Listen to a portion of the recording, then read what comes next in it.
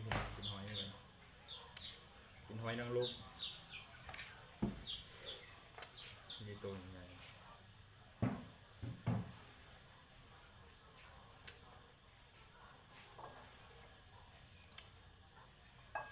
ใส่เข้าไปด้วยแจ่วซูฟีด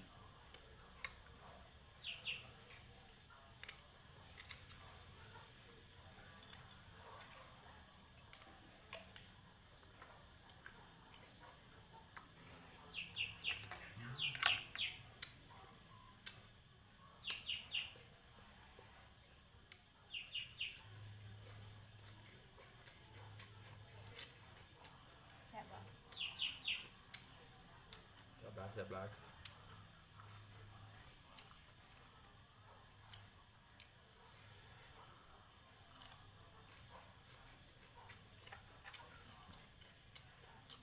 ใหญ่เลยหอย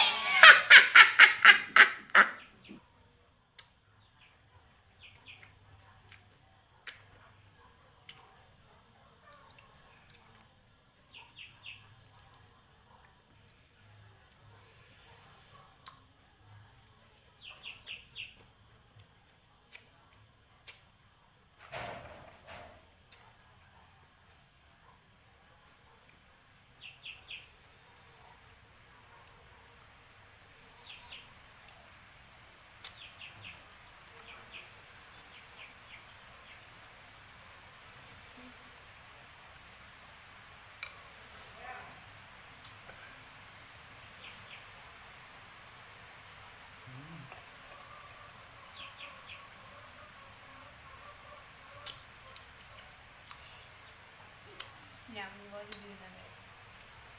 หวานเด็ดไม่มีแสบเป็นกระปุกเนาะเจ้าตัวมันพุก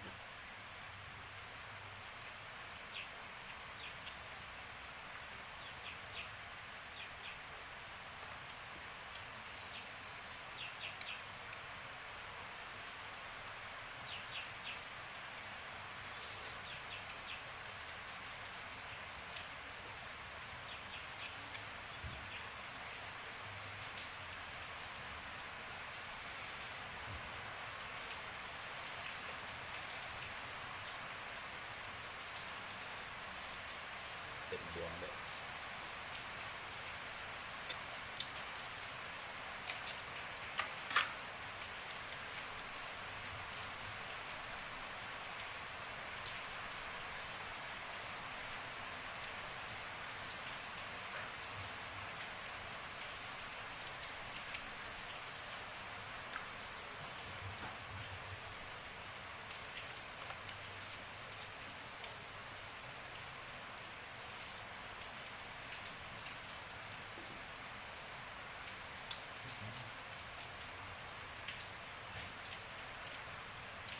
ตัวเราดัง